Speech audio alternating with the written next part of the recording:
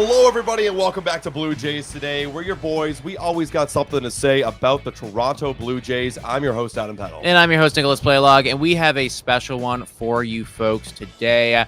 If you've ever head to Google and just searched up Toronto Blue Jays news or Toronto Blue Jays updates, then you have undoubtedly run into this journalistic god, if I will, for the Toronto Blue Jays. I mean, this guy is on top of it, man. Like, when he drops an article, we sit down and we read it, man, because he knows what's up. He's also a Green Bay Packers man, so just a bonus. Exactly, right? The guy's got incredible taste across the board. Welcome in, Keegan Matheson, dude. Thank you so much for joining us, man. We are so excited to have you on here.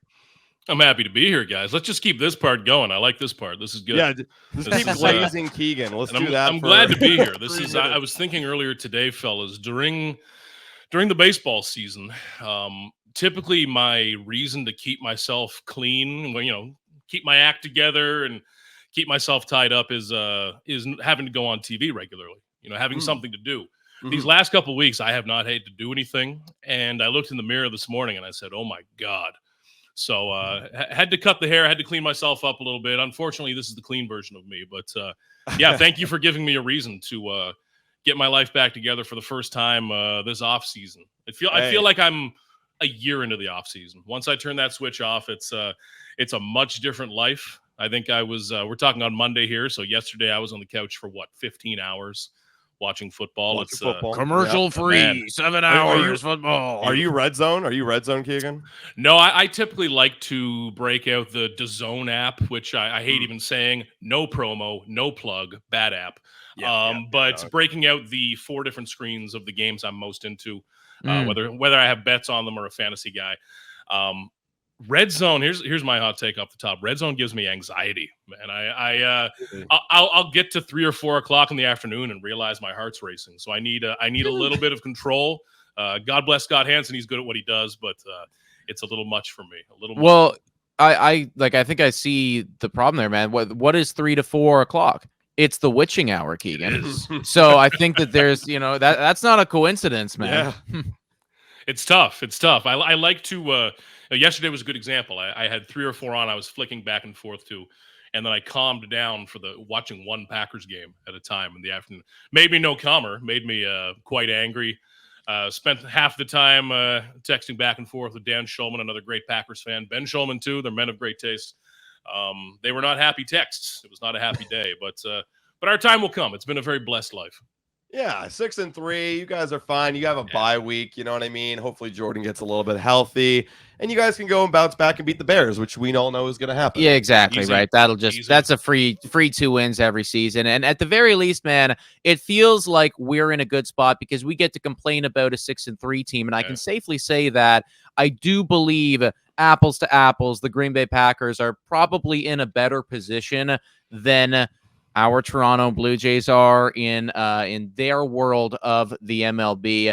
One thing that would obviously help them out tremendously is to go out and to acquire the biggest, the best free agent on the market, Juan Soto. Now, I know that when every Toronto Blue Jays fan hears this, automatically, you almost want to bury your head in the sand because it was just such a heartbreaking offseason last year to have the drama that happened surrounding Shohei Ohtani, to really buy in and really believe, because there was a solid couple days there where I was pretty brought in. I was, I was vulnerable, really. Like I thought it was going to happen, and when it didn't happen, it hurt bad. And I feel like for that reason, a lot of people, when they're hearing this stuff about Juan Soto and how the Toronto Blue Jays might be going all in on him, they almost don't want to hear it because they don't want to get hurt again.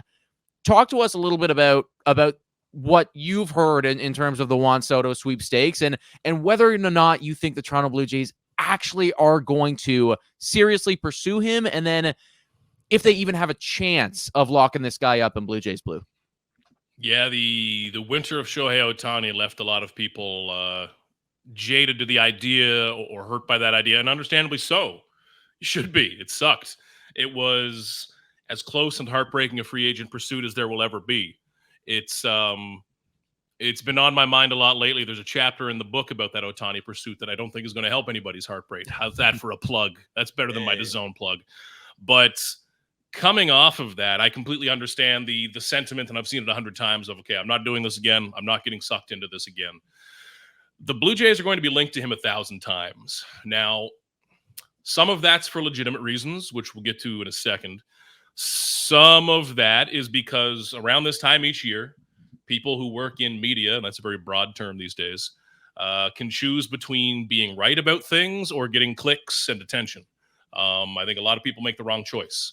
And I compare this so often, guys, how we handle MLB off seasons to NBA basketball and the NFL. I'm not much of a hockey guy, so I can't do that. But when I'm following the NBA, which I allow myself to be a bit of a fan of, and certainly the NFL, which I'm a fan of, we don't do this whole thing where there's 5 finalists, a mystery team. Maybe they're interested. They're talking. We only do that in baseball, and I hate it. It's because it's very hard to determine what's real journalism, what's real information, and what is just somebody saying something in a kind of serious tone, because that will get into the aggregation and retweeting and likes over and over and over. I think we've seen some pretty gross cases of that over the years. Everybody knows. So you're going to see Soto linked loosely and vaguely to the Blue Jays a million times, but only one team signs a guy. Only one team signs Shohei Ohtani. Everybody else, it's great to be close, but I think the Blue Jays need to stop caring about being close. That's little brother behavior. The Yankees don't care about being close. The Dodgers don't care about being close. Atlanta, these teams don't care about being close. Now, the real part of all of this, to get to the second part, guys, is that the Blue Jays have a lot of money and they're spending it.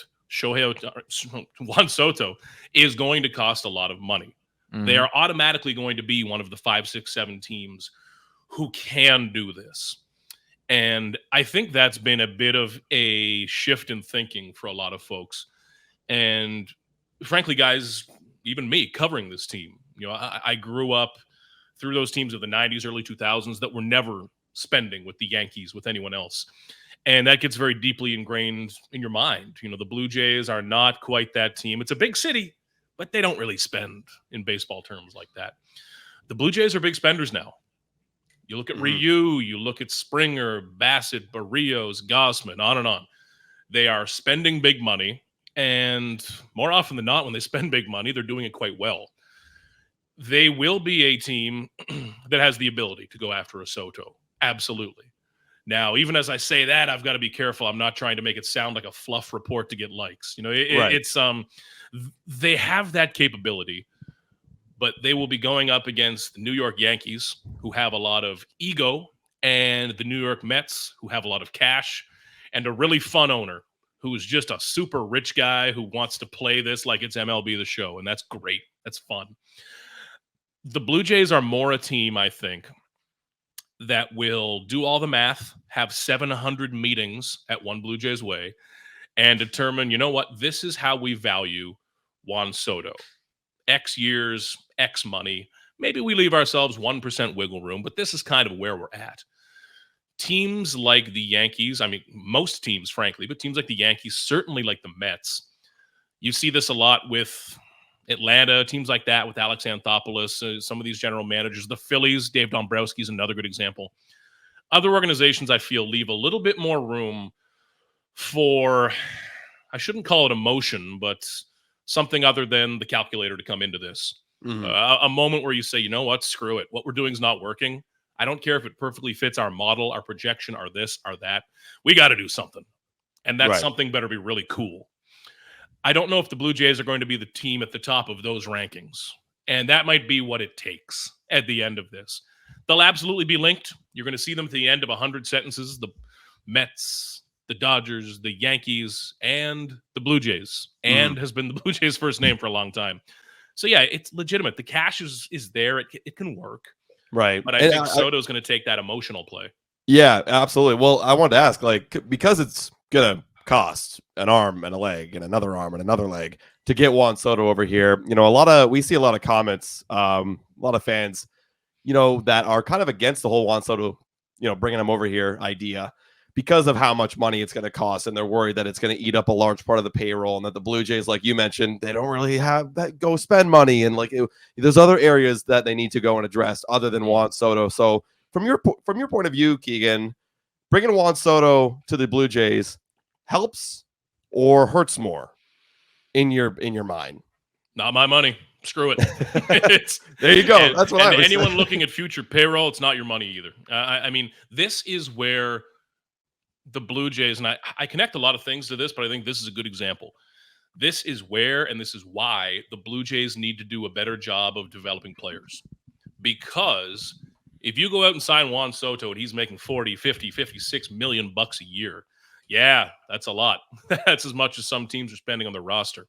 Right. But if you also, every year, every 2 years, develop a number 3 starting pitcher who can pitch a few years for you for only $1 million a year, instead of going out and spending $20 million on that pitcher, things start to balance out.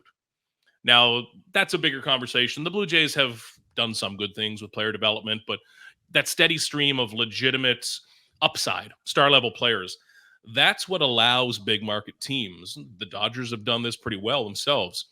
That's what allows them to go out and spend big while also not having to field one of us at the bottom of the roster. Right. There's ways to do this, and it takes a lot of balance. But Juan Soto is somehow, guys, I don't think he's talked about enough as one of the elite baseball players on the planet. Agreed. And a guy that's on an all-time path.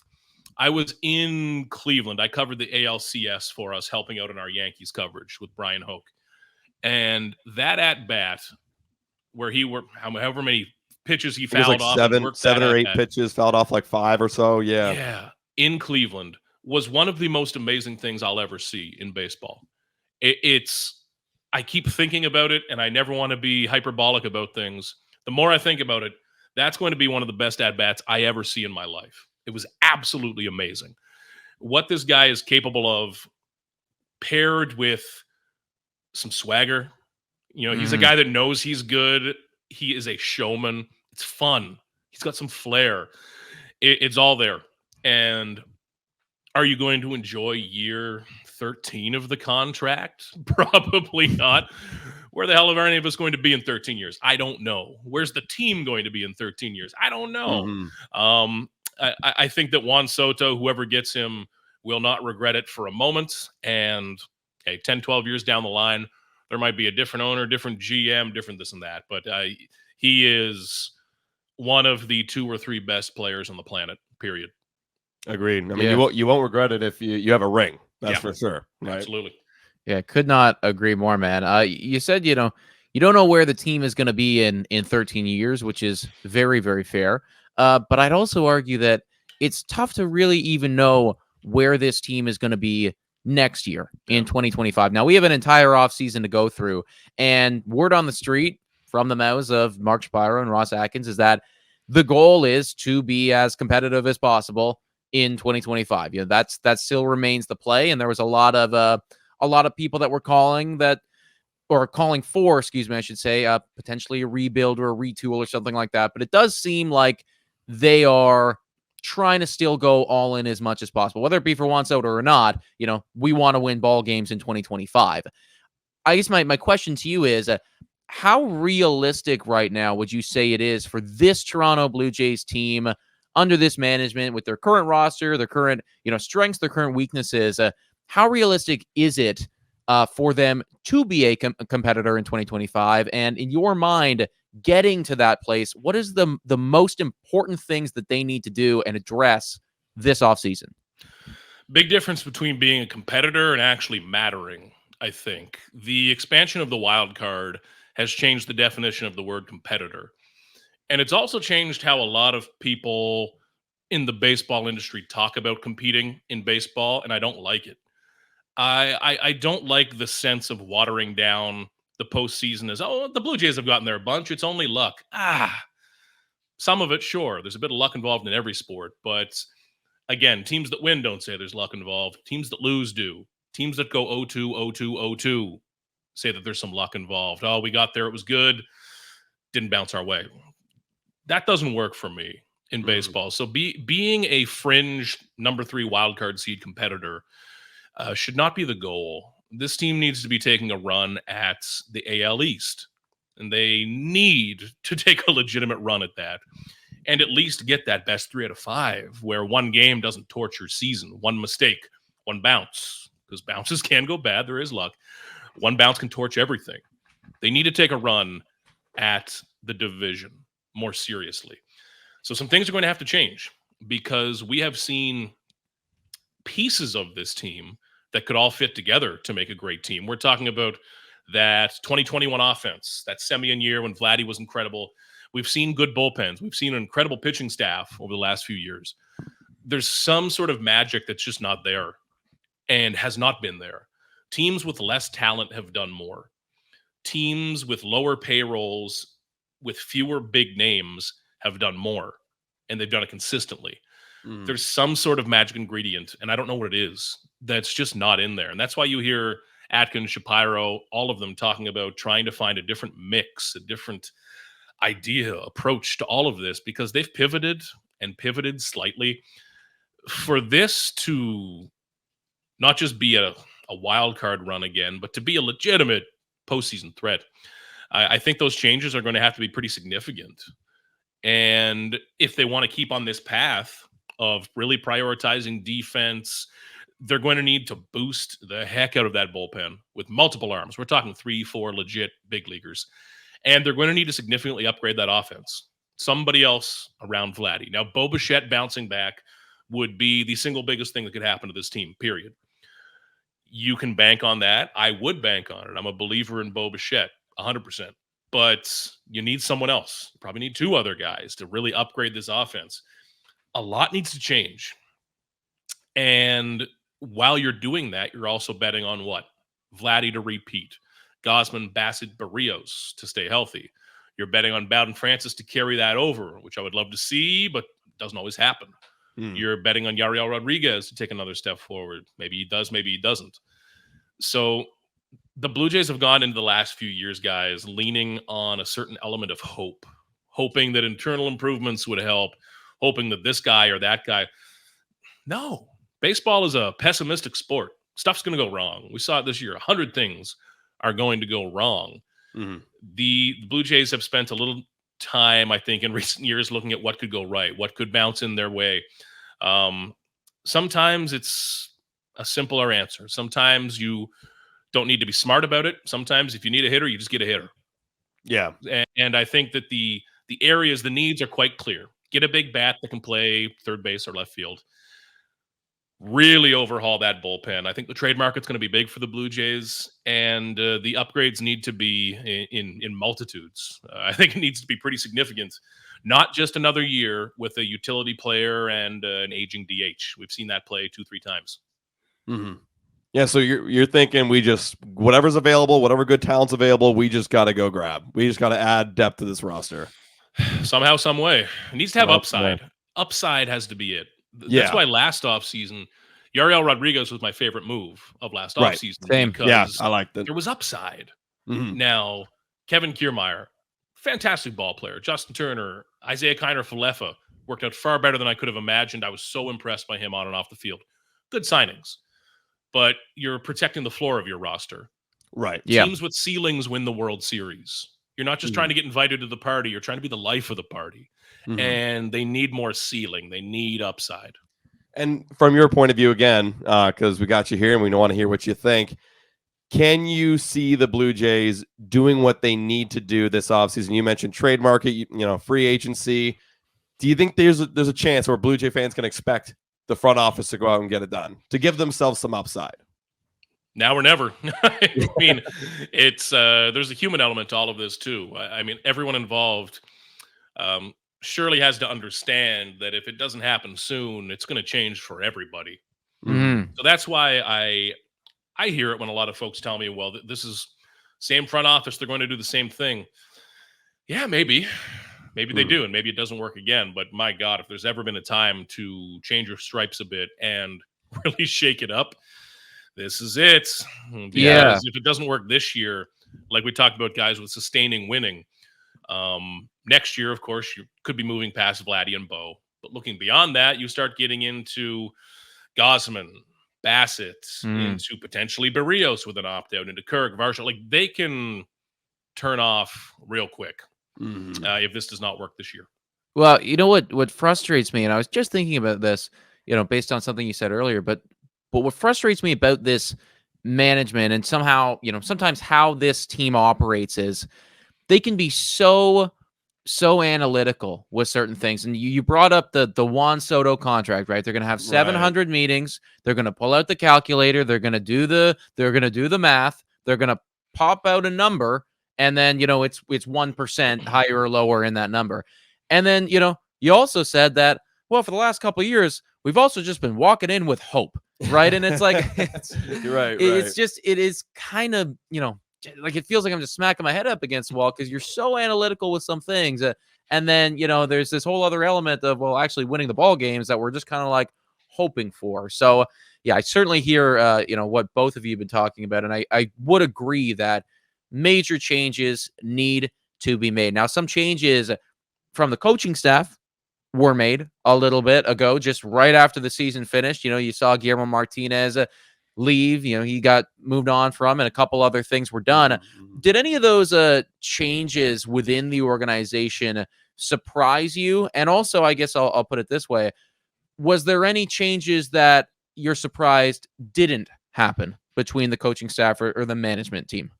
No, this stayed pretty on track with, I think, expectations. Something had to happen on the hitting side. And I really like this hire. I rarely go out of my way to say much about a hitting coach, a pitching coach, any assistant posture coach, whatever the hell coaches are out there now. There's a lot of them. But bringing Popkins in from the Twins, he's a hitting coach that even I have heard players talk highly about. And I'm not around the Twins much. I'm not a national guy. But I've spoke to some people who have been around the Twins, around those players, and I've heard a lot of very good things. I know the Blue Jays are really excited about bringing him in. A young guy who I think, along with Matt Haig, who players love, like absolutely love Matt Haig. It was a recurring trend, guys. Whenever I asked a player, why are things going better for you? Which I guess didn't happen all that often this year. But when I would say, why are you on this hot streak? Matt Haig's name was always pretty close behind. Right. And that's telling. Because I don't know what a hitting coach is doing day to day. And it's false for me to pretend I do. But when players keep mentioning the same guy, you got to listen to them. And Matt Haig's a big part of that. And adding Popkins to that, I think, is legitimately a very good thing. Like, I think that might help. When you look at the broader structure, now moving Don Mattingly from offensive coordinator back to a traditional bench coach, DeMarlo Hale will have slightly different. A lot of that's just words. I don't think we'll notice the difference too much. For fans sitting at home watching each night, I don't think that'll change your experience as a Blue Jays fan. Let's say, but I do like the hitting staff changes and addition of Popkins, and with I know there's always lots of questions about John Schneider. I get a million of them a year. I like what I've seen from John Schneider a lot lately. I am. Unfortunately for him, the poor guy, I'm sitting in his office every single day, twice a day, asking him 100 questions. I'm around him every single day from mid-February until the very end of the year, pretty much daily basis, asking him about, big things and some days small, dumb things when I need a story. I'm a big believer in a manager or coach developing, and I don't think we leave a lot of space for that. Because there's not a lot of space. When a coach or manager screws up, or when someone above them screws up, often they're the first to go. That's an easy way to kind of kickstart things. Right. I like what I've seen from John Schneider more this year than I did my first year covering him, for example. And I've seen some of that development and his comfort in that role and how players interact with him. And I do believe that he should have this chance at 2025. We'll see what happens beyond that. But it's always so complicated, guys. When I'll see complaints about a lineup change, a bullpen move, it's not totally just the coaching staff. It's not totally the front office coming down with a clipboard and a calculator. It never fits the narratives we want it to fit. The beauty of the word collaboration, guys, is that nobody actually knows who does anything. I wish that I could have 20 names on the top of every one of my stories. Right. When it was a good story, I'd say that's me. When it's a bad story, I'd say it was a collaboration. Maybe. So it's a beautiful long word. But I'm looking forward to seeing Schneider this year. I think he's really settling into that role, honestly. Yeah, well, actually, I want to follow up on that because you mentioned you've seen improvements. Like, do you have an example of like what maybe fans don't really see that is an improvement? Whoa, time for a quick shout out to the sponsor of this video. Hit your picks and knock it out of the park with Betway. Scan the QR code down below to join the action. Only available in Ontario. Must be 19 years of older to participate. Please play responsibly. Now, everyone, back to the content. Yeah, I think Schneider working with the players and the interactions you see around the clubhouse, especially with veteran guys. I learned a lot about this when I was a younger reporter being around John Gibbons. And I think I came into this job thinking a manager either had to be an analytics genius or a rah-rah inspirational guy in the middle of a clubhouse. Maybe that works in football, not baseball. Nobody's going to try harder. It's not going to help. Right. I learned a lot of this being around John Gibbons in that clubhouse with, Bautista, Donaldson, Strome, and Mark. Like, there were 10 guys in that clubhouse who would be by far the biggest personality in this clubhouse. It wouldn't be close. And being around John Gibbons, I saw times where he would get in the middle of it and bark back at them. And I saw times where he would look in the door and say, nope. And he'd walk back to his office and let them handle it. I think you're seeing, I think I'm seeing John Schneider have more comfort with players and also with managing that staff. It's complicated, man. I view the job manager very literally. A lot of us have jobs with a manager in it, and a lot of their job is not what we see day to day. He's not exactly filling out time schedules and stuff, but there's a lot of annoying stuff, me included, twice a day that he has to deal with. And that's one point I should make too. I only cover the Blue Jays, so I don't have a feel for every single market in depth. I don't think there are many managers in baseball who are asked to be the voice of the organization as much as John Schneider has.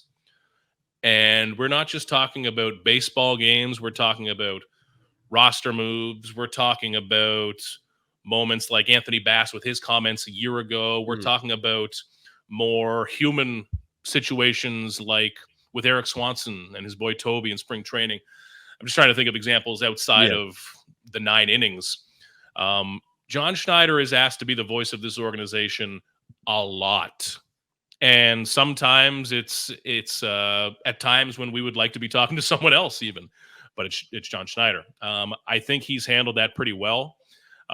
If I were in his position, I would have blown up at people 500 times this season. So I think he knows how to throw a subtle jab, but I think he's kept that in pretty well because he's been asked to be that spokesman more than a lot of organizations would ask a guy to be that. Yeah, no, that's fair enough. I want to transition a little bit here, Keegan, because you came out with an article this morning as of recording. This podcast coming out on a Tuesday, so yesterday, as of this being posted, about Vladimir Guerrero Jr. And the whole contract extension talks. I mean, that's obviously been a huge point of focus for a lot of fans when they look at the Toronto Blue Jays, because Vladimir Guerrero Jr. is the identity of the Toronto Blue Jays. And they want, speaking of fans, they want Vladimir Guerrero Jr. to be the identity forever, for as long as he plays baseball. Give us a kind of an insight about how you think the Toronto Blue Jays are going to go about addressing that contract extension conversation this winter, if they are going to do it. Yeah, I think there should be urgency right now, frankly. I understand so many variables at play. Maybe he wants to see what Juan Soto gets. Maybe he wants to play this out a bit. And like I wrote in that, sometimes free agency can be part of that. Aaron Judge is the best example, but there's been many over the years. Guys who are franchise players who dip their toe into free agency. And that's a way for the team to use that as a tool. They can say, okay, let's let the market set this price a bit. Maybe the player wants to dip their toe and say, hey, is anyone out there going to go really crazy? Are they going to offer me something wild? Typically, no. These teams think the same because they all run the same systems and calculations. But if Vladdy makes it to free agency, it doesn't mean he's for sure leaving. but I don't think the Blue Jays should let it get to that point. And Vladdy represents really a hope beyond 2025, because like we talked about earlier, guys, after 25, certainly after 26, you can cut payroll. You can go back to a team that's just trying to sneak in with finding, excess value on the cheap again. We saw that happen in Toronto for decades. Mm-hmm. We know how that looks. And I think ownership has gotten smarter. I think that they see what a moneymaker this can be, but when there's a dollar to be made, you never know. So with Vladdy this year, everything would make more sense if you can extend him now. Then you know that this organization is going to keep going for it. And if you're a free agent, not even if you're Juan Soto, but if you're a guy somewhere in the middle looking to sign a 3-4 year deal, okay, Vladdy's there, boom. I'm not going to get stuck being the face of a crappy franchise in 2027. You don't want to get stuck being that guy OPSing 750, but you're the highest paid player on the team with a bunch of rookies around you. That If you're a guy in your 30s signing a free agent contract for 3 or 4 years, you want 3 or 4 cracks at this. Number one, you want money. That's always going to win, no matter what people want to tell themselves. Money, money, money. But when the money is equal, and it often is, the chance to be competitive is so attractive. Mm-hmm. And Vladdy means competitiveness, period. And beyond all that, guys, I wrote a bit about this too, but it's just the personality of all this matters. How fans feel about this matters. I don't think front offices bake that into their equations, but people give a damn about Vladdy, and they don't give a damn about everyone. He is the homegrown star. He is a guy with personality that you're starting to see more and more of. And he's also grown up. I've been around Vladdy his whole career. This year in particular, I really noticed it. And I'm usually hesitant to say things like that. I try not to spend too much time loitering in the clubhouse. That's their space, not mine. So unless I'm interviewing a guy, I don't need to be standing next to their locker. But being around Vladdy, talking to him a little bit here and there, but seeing his interaction, especially with young players as they come up, like, he gets this. He gets it. Mm-hmm. You can hand money to a guy who's an idiot and you're going to be worried about it. I don't think you're going to have that with Vladdy. So I think there should be urgency there. I really think there should be, because it makes everything else better. And listen, I don't think this team is exactly selling out tickets for next year already, right? Yeah. That would help. Yeah. That would help.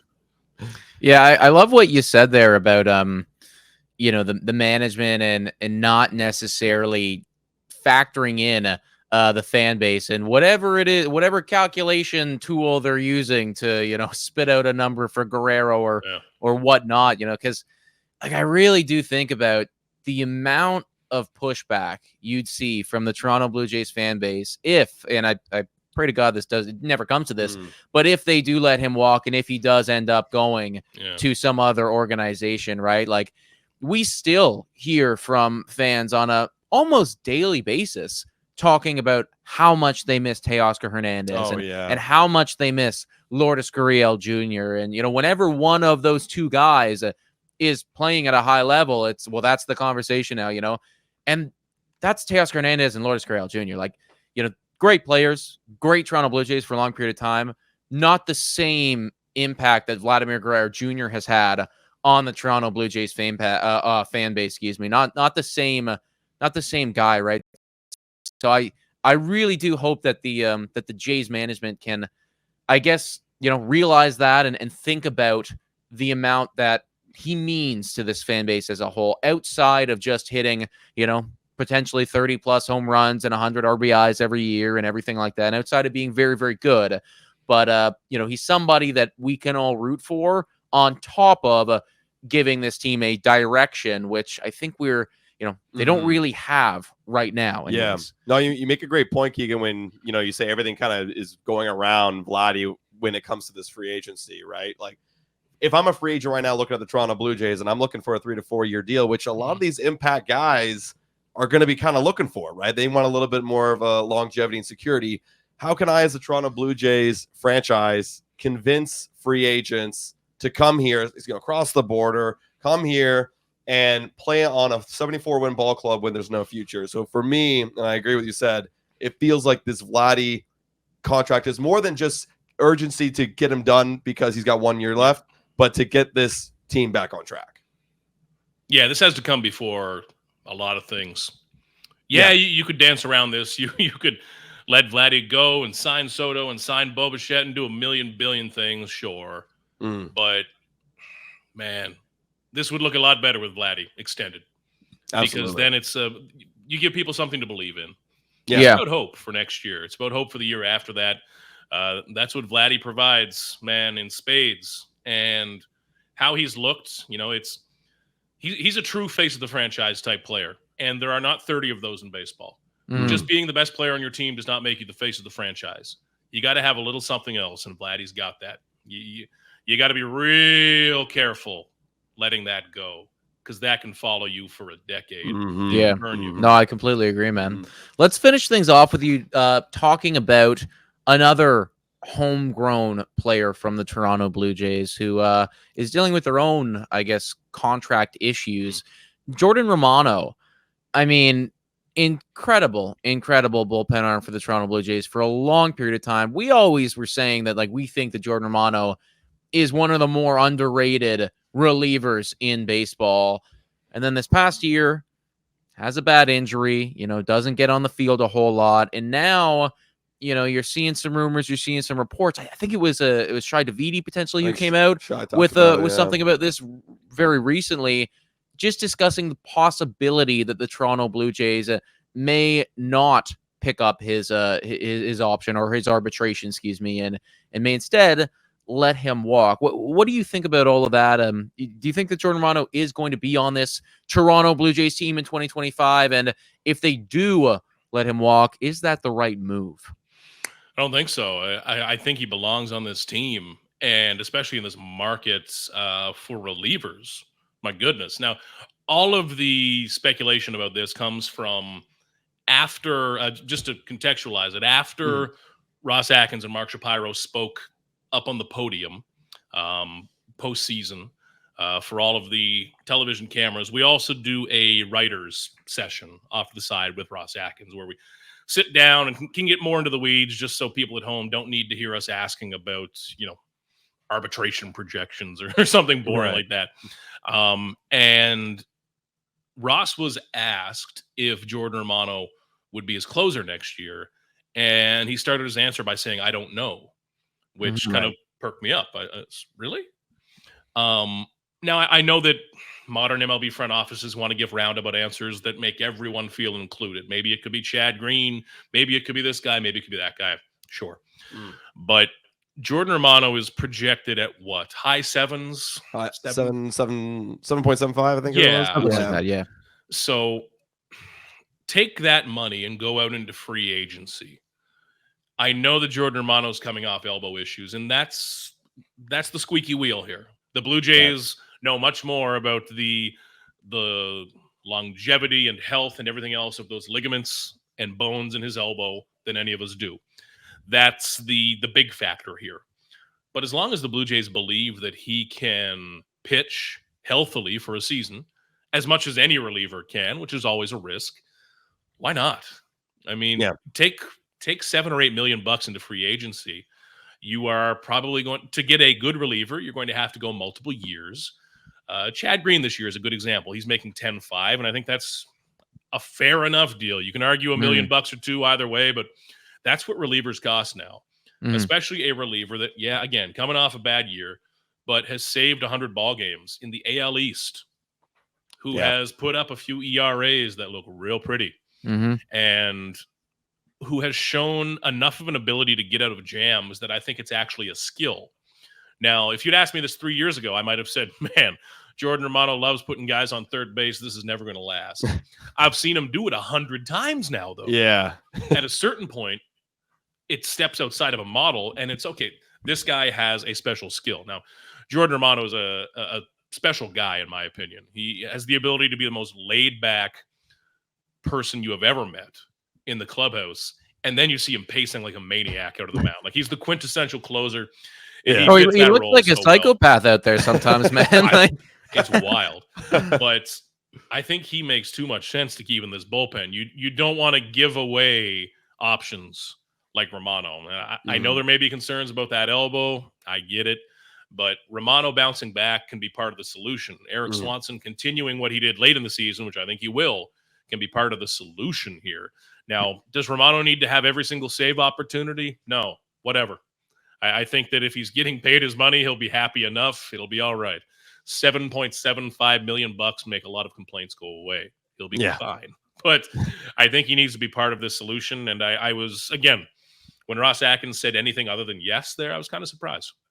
Right. It feels like, well, I mean, like he's kind of almost feels like protecting his answer because, you know, what if he does, you know, decide not to pick up the option, or what if there's another guy he goes picks up in the free agency or trade that could close over Romano? So or direct someone answers else are a dangerous thing. Exactly. Oh, God, yeah. You know, actually, I didn't even think about bringing this up, but now that we're here, now we're talking about those postseason press conferences.